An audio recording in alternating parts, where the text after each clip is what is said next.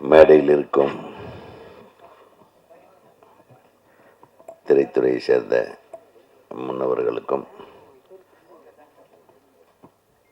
இந்த விழாவில் கலந்து கொள்ள வந்திருக்கும் அனைத்து நண்பர்களுக்கும், பெரியோர்களுக்கும், சகோதர சகோதரிகளுக்கும், தாய்மார்களுக்கும், பத்திரிகை ஊடக நண்பர்களுக்கும் வணக்கம்.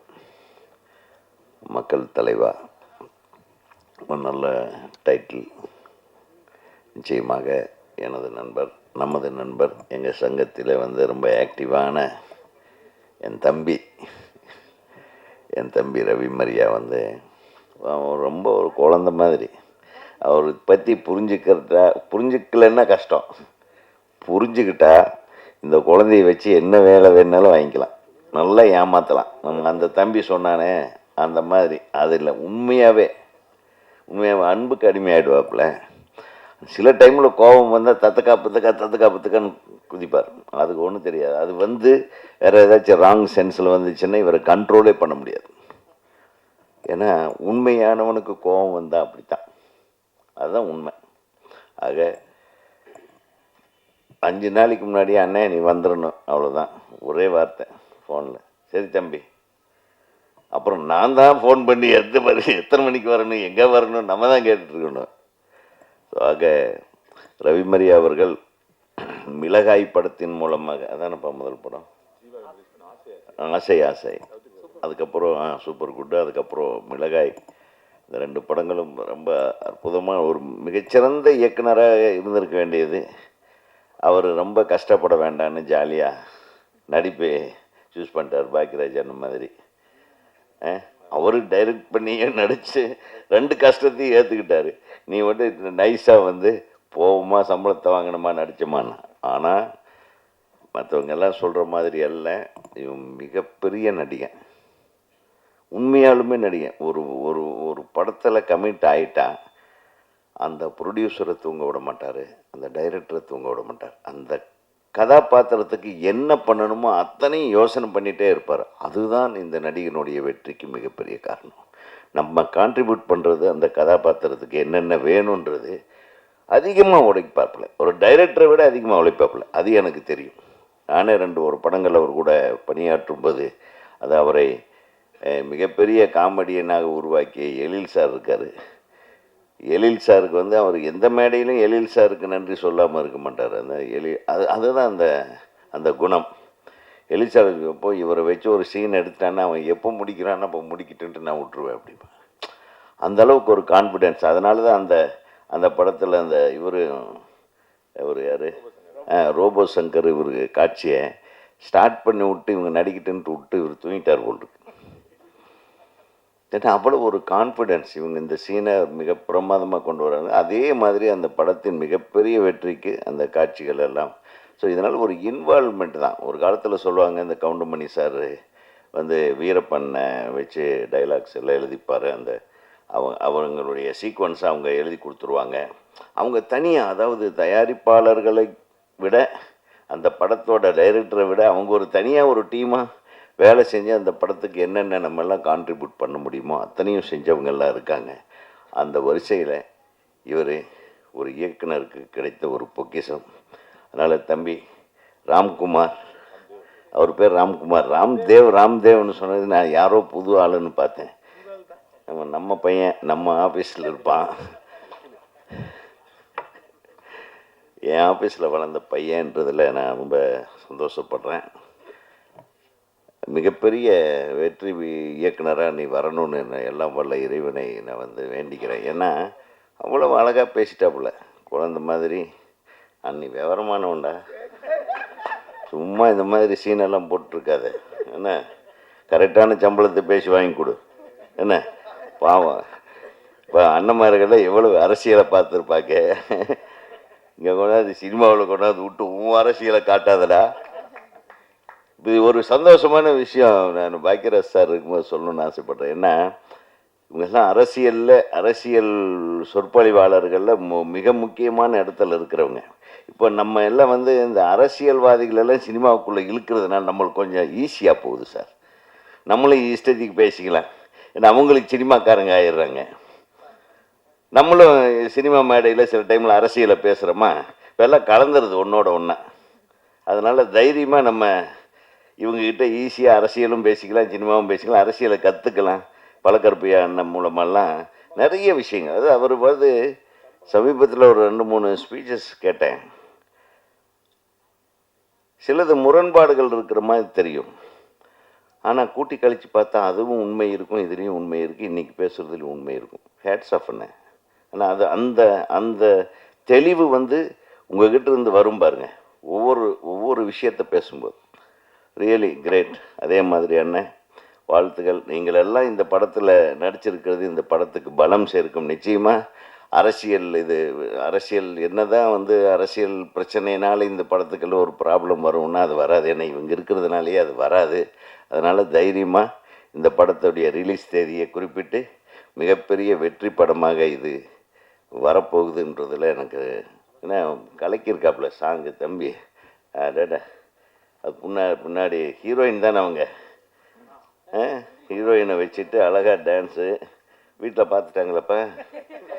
தங்கச்சி பார்த்துருச்சா? ஓகே தங்கச்சி வீட்டில் போய் இருக்கு.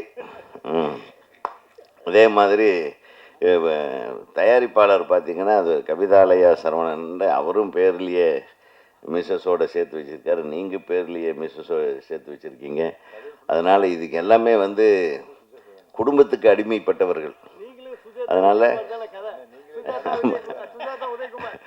அதனால் இவங்களுக்கு குடும்பத்துக்கு எந்த அளவுக்கு வந்து ஹானஸ்ட்டாக இருக்காங்களோ அதே மாதிரி இந்த படத்தை வந்து பார்த்துட்டு நம்மெல்லாம் ஹானஸ்ட்டாக ஒரு நல்ல ரிசல்ட்டை, நல்ல கிளாப்ஸை, மிகப்பெரிய வெற்றியை இந்த படத்துக்கு நம்மெல்லாம் தருவதற்கு இந்த படத்தை வாழ்த்துவோம். அதாவது திருப்பி நம்ம நண்பர்கள் இருக்காங்க, அவங்க நல்லா கொண்டு போய் சேர்த்துருவாங்க. இது ஏதோ சிக்கல் பிடிச்ச படம் மாதிரியாவது கொண்டு போய் எல்லாம் சேர்த்துறாதீங்க. ஒரு நல்ல திரைப்படம், அந்த திரைப்படத்தை வாழ்த்துவோம். இந்த திரைப்படத்தில் பணியாற்றிய அனைத்து தொழில்நுட்ப கலைஞர்களுக்கும், இசையமைப்பாளர், பாடலாசிரியர், ஃபைட் இருக்காப்பா, fight master, okay, dance master மற்றும் ஒளிப்பதிவாளர், சவுண்ட் ரெக்கார்டிஸ்ட், பாடலாசிரியர் அனைவருக்கும் எனது மனமார்ந்த வாழ்த்துக்களை தமிழ்நாடு திரைப்பட இயக்குநர்கள் சங்கத்தின் சார்பாக தெரிவித்து வெற்றி விழாவிலே சந்திப்போம் என்று கூறி விடைபெறுகிறேன். நன்றி.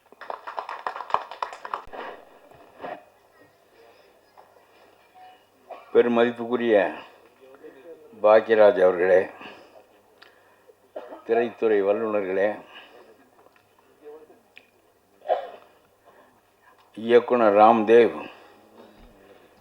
ஒரு நல்ல படம் ஒன்றை, நகைச்சுவையான படம் ஒன்றை உருவாக்கியிருக்கிறார். வெகு வேகமாக எடுக்கக்கூடியவர். 5 நாளில் எடுப்பதை 3 நாளில் எடுத்து விடுவார். அவ்வளவு வேகமாக அவருடைய கேமராமேனும் அவருக்கு உதவியாக இருந்தார். அவரே தான் பட தயாரிப்பாளராக தொடங்கினார். பிறகு வண்டி கொஞ்சம் தூரம் போய் நின்று விட்டது. பிறகு ஒரு தயாரிப்பாளர் தேவைப்பட்டார். அவருடைய சொந்த ஊரிலே இருக்கிற கவிதாலயா சரவணனை அவர் எப்படி மடக்கினார் என்பதிலே தான் அவருடைய மாபெரும் திறமை இருக்கிறது. அவருடைய வீட்டிலேயே எடுத்தார். அவரையும் ஒரு கதாபாத்திரமாக்கினார். அவரையும் இந்த கதையில் ஈடுபட வைத்தார். முழு படமும் அவருடைய வீட்டிலே தயாரிக்கப்பட்ட படம்தான். இந்த படத்தின் மூலம் கவிதாலயா சரவணனின் நட்பு எனக்கு ஏற்பட்டது என்பது ரொம்ப தகுதி வாய்ந்த பெரிய மனிதர். அவர் ஏதோ கிராமத்திலிருந்து இரட்டை மாட்டு வண்டியில் வந்தது போல் அவர் சொல்லி கொண்டாரே தவிர அவர் பெரிய செல்வர். அதனாலே பரவாயில்லப்பா, உனக்கு உதவி செய்கிறேன், 2 தடவை நான் அமெரிக்காவுக்கு போயிட்டு வர்ற செலவு வந்தால் அந்த செலவு திரும்பி வந்துடுதுன்னு வச்சுக்கிறேன்னு சொல்லி ரொம்ப தைரியமாக இந்த படத்திற்கு அவர் உதவி செய்ய முன் வந்தார். ஆகவே இடையிலே தயாரிப்பாளராக வந்து இந்த தயாரிப்பை முழுமைப்படுத்தி இப்பொழுது இந்த படம் வெளிவருகின்ற அளவிற்கு அதை கொண்டு செல்கின்ற ஒரு ஆற்றலான மனிதரை இவர் பெற்றது தான் இவருடைய திரை வாழ்வினுடைய மிகப்பெரிய சிறப்பு என்று நான் சொல்வேன். நன்றாக நகைச்சுவையாக கதை சொல்லுகின்ற ஆற்றல் ராம்தேவ் உண்டு. ரவி மரியாவை பற்றி எல்லாரும் சொன்னார்கள். அவருடைய ஒரு இயக்குனராக இருந்து நடிகராக வந்து எல்லாருமே அவரை பற்றி பேசிவிட்டார்கள். அப்படி அந்த பேச்சுக்கு உரியவர் தான் அவர். ராம்தேவ் இந்த காட்சிகளை ரொம்ப நகைச்சுவையாக அமைத்திருக்கிறார். நான் கெடுமதியாளனாக வில்லனாக நடித்திருக்கிறேன், பிற வேடங்களில் நடித்திருக்கிறேன். ஆனால் நகைச்சுவையாக படம் முழுவதும் ஒரு பகுதியில் நடிப்பது என்பது இந்த படத்தில் எனக்கு கை வந்தது. மிகவும் ரசித்து நான் அதை நடித்தேன். அதையெல்லாம் இப்பொழுது நான் சொல்ல விரும்பவில்லை. ஆனாலும் சொல்லுகிறேன், எந்த ஒரு கதையும் எந்த ஒரு படமும் காலத்தை தாண்டி இருக்க முடியாது. ஹரிதாஸ் வந்த உலகத்தில் மாற்றம் விரும்புகின்ற போது பராசக்தி வருகிறது. இப்படி எந்த ஒன்றும் காலத்தை தாண்டி எவனாலும் கதை சொல்ல முடியாது. காலத்திற்கு உட்பட்டு காலத்தை வாங்கி கொண்டு கதை சொல்லுகிறவன் வென்று விடுவான். பாக்யராஜ் ஒரு சிறந்த கதையாசிரியர். அது ரொம்ப காலத்தையும் சமூகத்தையும் உள்வாங்கிக் கொள்ளுகிற ஆற்றல் நமக்கு இருந்து அதை கலை வடிவத்தில் வெளிப்படுத்துகின்ற போது அது மிகப்பெரிய வெற்றியை பெறும். மகாபாரதங்கள் ஏன் மீண்டும் மீண்டும் எழுதப்படுவதில்லை என்று நான் நினைப்பேன். மகாபாரதத்தில் உள்ள தர்மபுத்திரனை உருவாக்க பாரதி ராஜா அல்லது நம்முடைய இந்த இயக்குனர்கள்லாம் போதாது, அதுக்கு வியாச முனிவர் வேண்டும். ஒரு தர்மபுத்திரனை அந்த பாத்திரத்தை வடிவமைப்பதற்கு அவன் என்னென்ன சிறப்புகளையுடைய பாத்திரமாக வடிவமைக்கப்பட்டானோ 3000 ஆண்டுகளாக அவனுக்கு நிகரான இன்னொரு பாத்திரத்தை வாழ்க்கையிலும் சந்திக்கவில்லை, நாம் இதிகாசங்களிலும் சந்திக்கவில்லை. அவனை படைப்பதற்கு அவனை விட ஆற்றல் வாய்ந்த கதை தலைவன் வேண்டும். அதனால தர்மபுத்திரனை வியாசனை தவிர வேறு யாரும் படைக்க முடியாது. அதே மாதிரி சொல்லுகிறேன், நான் படித்த கதைகளிலேயே ரொம்ப சிறந்த கதை ரீசரக்ஷன். அதை டால்ஸ்டாய் எழுதினார். டால்ஸ்டாய் காந்திக்கே முன்னோடிய அந்த ரீசரக்ஷன் கதையை எத்தனையோ முறை நான் படித்திருக்கிறேன். இப்படி ஒரு கதை தலைவனை எப்படி ஒரு கதாசிரியனால் உருவாக்க முடிந்தது என்று நாம் எண்ணி பார்த்தால் அந்த கதாசிரியனே டால்ஸ்டாய் தான். அதனாலே தான் டால்ஸ்டாய் போன்ற ஒரு மிகச்சிறந்த கதை தலைவனை அந்த ரீசரக்ஷன் பெற முடிந்தது. ஆகவே தன் காலத்தில் நம்முடைய காலத்தை, காலத்தின் சரிவை, அரசியலின் சரிவை, இழிவை வெளிப்படுத்துகின்ற படமாக இந்த படம் அமைந்திருக்கிறது. எங்கேயோ தொடங்கி ஒரு சுதந்திர போராட்டத்தில் புடம் போட்டு வந்த தலைவர்கள் நாடு ஆளுகின்ற தன்மை வேறு. அவர்கள் அரசியல் என்பது அதிகாரம் என்று கருதி வளர்ந்தவர்கள் இல்லை. அரசியல் என்பது தொண்டு, அரசியல் என்பது தியாகம், அரசியல் என்பது நேர்மை என்று ஒரு 30 ஆண்டு காலம் சிறைகளிலே வாழ்ந்து நெறிப்படுத்தப்பட்டு பிறகு ஆட்சி தலைவனாக வருகிறவர்கள். அதற்கு பிறகும் கூட கொள்கை சார்ந்த இயக்கங்கள் இந்த மண்ணிலே வளர்ந்தன. அந்த கொள்கையோடு ஊறி பிறகு அந்த தலைவர்கள் மேன்மையடைகிறார்கள். அப்புறம் ஒன்றுமில்லாமல் அதிகாரம் என்பது அதிகாரத்திற்காக, அது சுவைப்பதற்காக, பெருமைக்காக என்ற நிலை வந்துவிட்ட பிறகு அரசியலில் இந்த வீழ்ச்சி ஏற்பட்டே தீரும். அந்த வீழ்ச்சி ஏற்பட்டது. ஆனால் தமிழ் சமுதாயம் ரொம்பவும் முதிர்ச்சி அடைந்த சமுதாயம். ஆகவே இதிலிருந்து மீட்பதற்குத்தான் இவர்களெல்லாம் கதை எழுதுகிறார்கள். இது மோசமாக இருக்கிறது என்று சொல்வதற்காக இல்லை, மோசமாக இருக்கிறது தமிழ் சமூகம் இதிலிருந்து மீள வேண்டும் என்பதற்காகத்தான் இவர்கள் கதை எழுதுகிறார்கள். அவருடைய படம் அப்படித்தான் அமைந்திருக்கிறது. மக்கள் தலைவா ஃபார் சேல் என்பது மக்களுக்கு தலைவனாக இருக்கின்றவன் மக்களை வழிநடத்துகின்றவனாக இருக்க வேண்டும், விற்பனைக்குரியவனாக இருக்கக்கூடாது என்கின்ற செய்தியை மிக சிறப்பாக நம்முடைய ராம்தேவ் சொல்லியிருக்கிறார். ஆகவே அவரை நான் பாராட்டுகிறேன். கதை தலைவன் என்று சொல்வதற்கு இவ்வளவு வெட்கப்பட வேண்டாம். நம்முடைய கதை தலைவர் வெற்றி பெற்று விட்டால் நீங்கள் பெரிய தலைவராகி விடுவீர்கள். வெற்றி சார்ந்தது தான் நம்முடைய வாழ்க்கையை தவிர. ஆகவே அது ஒன்றும் பெரிய செய்தி இல்லை. இந்த படத்தை கடைசி வரையிலும் கொண்டு செலுத்தக்கூடிய ஆற்றல் வாய்ந்த தயாரிப்பாளர் உங்களுக்கு கிடைத்து விட்டார். கடைசி கிராமம் வரையிலும் இந்த படத்தை அவர் கொண்டு செலுத்துவார். அது அவருக்கு ஒரு பெரிய சுமை இல்லை. கழுதையே குதிரை போல் ஓட்டுகின்ற ஆற்றல் உடையவர் நம்முடைய கவிதாலயா சரவணன். ஆகவே ஒரு குதிரை கிடைத்தால் அதை பஞ்ச கல்யாணி குதிரையாக ஆக்குவார் என்ற எண்ணம் எனக்கு உண்டு, நம்பிக்கை உண்டு. பல தொழில்கள் செய்து வெற்றியடைந்த அந்த மனிதரை திரைத்துறைக்குள் இழுத்து இப்பொழுது அடுத்த படம் என்ன எடுக்கலாம் என்று சிந்தித்து கொண்டிருக்கின்ற அளவுக்கு அவரை கொண்டு வந்து விட்டீர்கள் என்று சொன்னால் அது ஒரு பெரிய மாறுதல் தான். பணம் வைத்திருப்பவர்கள் வருவது தான் நல்லது. அவனும் கடனை வாங்கி நம்மையும் மாரடித்து கடைசியில் கிடந்து எல்லாரும் நடுரோட்டில் நிற்பதற்கு பதிலாக செல்வமுள்ள மனிதர்கள் கையில் இந்த சினிமா வந்து சேருவது நல்லது என்று சொல்லி மக்கள் தலைவன் he should not be for sale, he should lead the people, he is to lead the people என்று சொல்லி ஒரு பெரிய கருத்தை, மூட நம்பிக்கைகள் மிகுந்த காலத்தில் பராசக்தி என்பது அதை கொளுத்துவதற்காக வந்தது போல, அரசியல் என்பது கீழ்மை நிலையை அடைந்துவிட்ட நிலையில் அதை மேன்மை நிலைக்கு தூக்குவதற்காக இந்த படத்தை எடுத்த இயக்கிய ராம்தேவுக்கு என்னுடைய பாராட்டுக்களை தெரிவித்து விடைபெறுகிறேன்.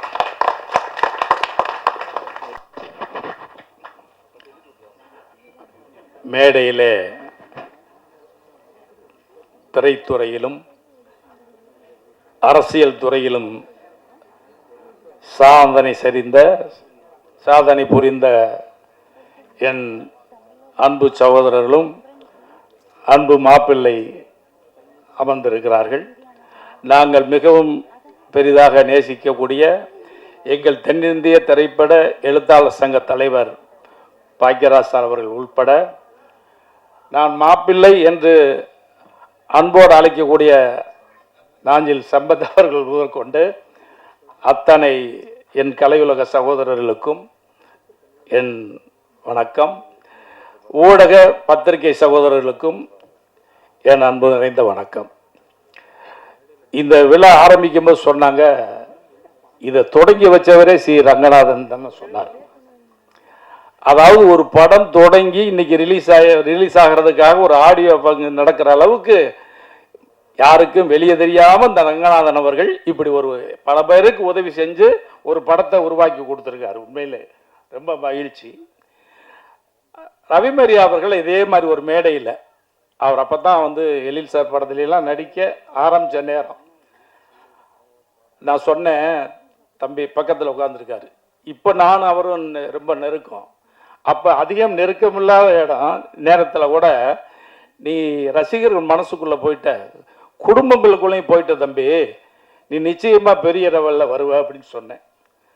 அதே போல் இந்த மேடையில் சொன்னேன், இன்னும் பெருசாக வருவார். எல்லாரும் தயாரிப்பாளர் பற்றி, இயக்குனரை பற்றி எல்லா விஷயங்களும் சொன்னாங்க. இந்த அரசியல் படங்களை பற்றி சொல்லணும்னா, எனக்கு தெரிஞ்சு சிக்கலான அரசியல் படங்கள் நிறைய எழுதுனவன் நான் தான். நிறைய சென்சார் பிரச்சனையில் நிறைய சந்திச்சிருக்கேன். இதை நான் சொன்னோம்னா கொஞ்சம் வேற மாதிரியான கலர் கிடைக்குங்கிறதுக்காக சொல்கிறேன். தம்பி ராம்தேவுக்கு அது பிரயோஜனப்படலாம்.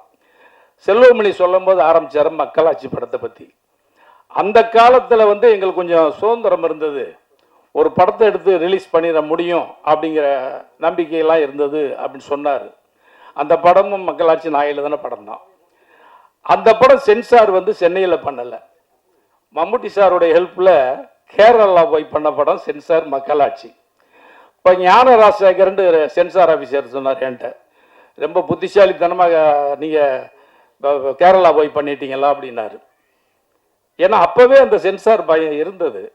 ஏழை ஜாதின்னு விஜயகாந்த் அவர்கள் நடித்த படம், தயாரிப்பாளர் பெங்களூர் சேர்ந்தவர், அவங்களுக்கு பெங்களூர் ஆஃபீஸ் இருக்குது. அந்த படத்தை சென்சாரை பெங்களூரில் பண்ணோம். முடிச்சுட்டு நானும் இப்ராஹிம் ராவுத்தரும் இந்த சென்சார் ஆஃபீஸர் கூட இந்த சில கட்ஸ் கொடுத்தாங்க. சரி, இந்த கட்ஸ் எல்லாம் இல்லை சார், கொஞ்சம் விட்டுருங்கன்னு ஆர்கியூ பண்ணுறதுக்கு ஆரம்பிக்க சொன்னார்.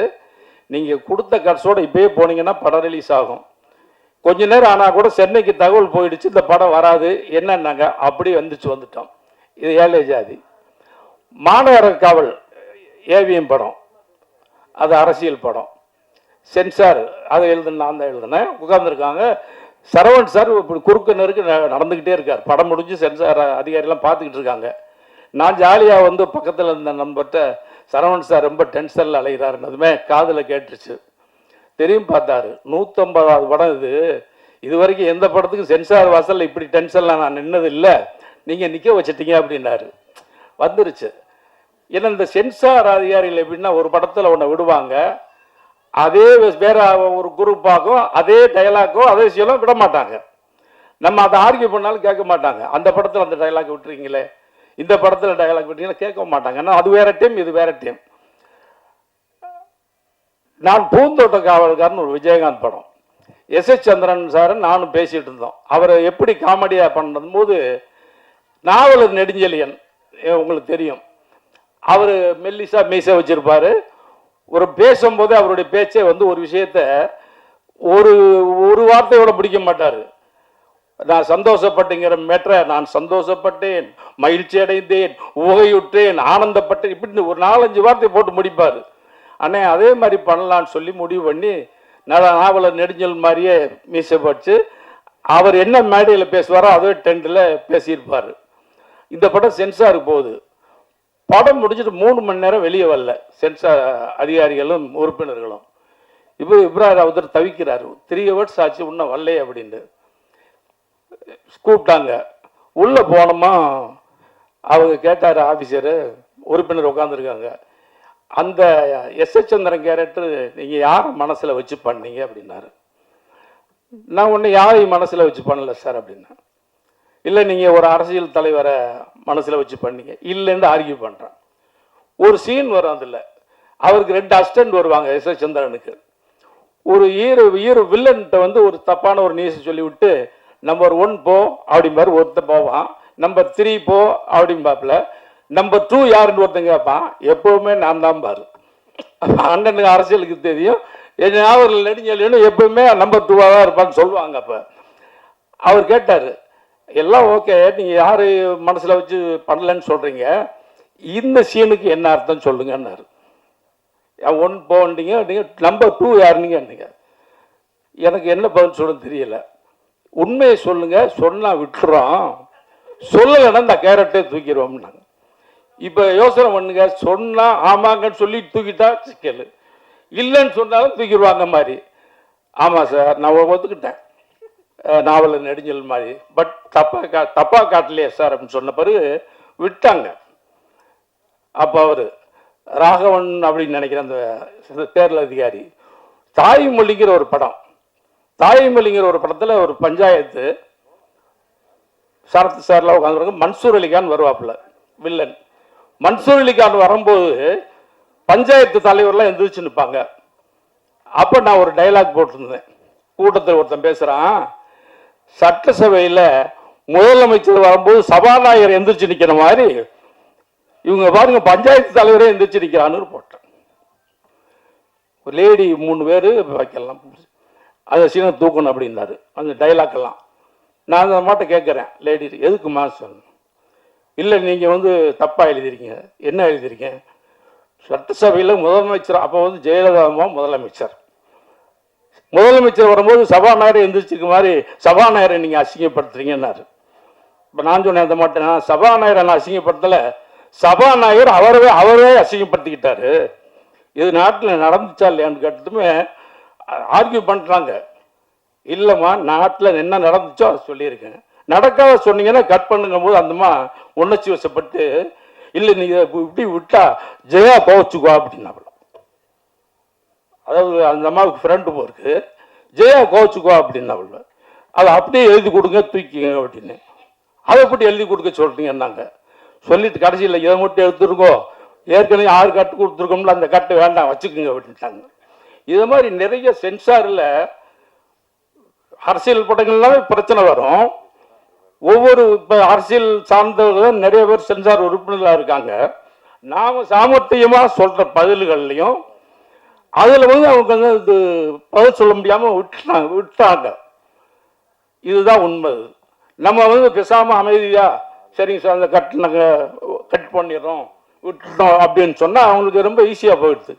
எந்த சீனாக இருந்தாலும் உதாரணம் வச்சுக்கோங்க, இந்த சீனை நீங்கள் தூக்குங்கன்னா இது நாட்டில் நடக்கலையா அப்படின்னு நீங்கள் கேள்வி கேளுங்க. இப்படியெல்லாம் கேள்வி கேட்டோம்னா இதை பண்ண நிச்சயமாக தப்பிச்சு வந்துடும். இப்போ தம்பி ரவி மரியா அவருக்கு நகைச்சுவை வரும், வில்லனா பண்ணுவார், ஒரு சென்டிமெண்ட் கேரக்டர் பண்ணுவார், எல்லாம் பண்ணுவார். அதில் ஹைலைட்டு சிரிக்கிறது தான், சிரிக்க வைப்பார். இந்த படத்தில் சிரிக்க வைக்க போகிறாரா எல்லாரையும் சிக்க வைக்க போகிறாராங்கிறது படம் வந்த பிறகு தெரியும். நன்றி, வணக்கம்.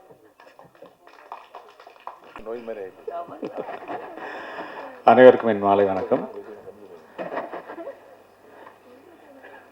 மேடையில் அமர்ந்திருக்கும் பாக்யராஜ் சார் அவர்களுக்கும், லியாத் சார் அவர்களுக்கும், நிறைய பேர் போயிட்டாங்க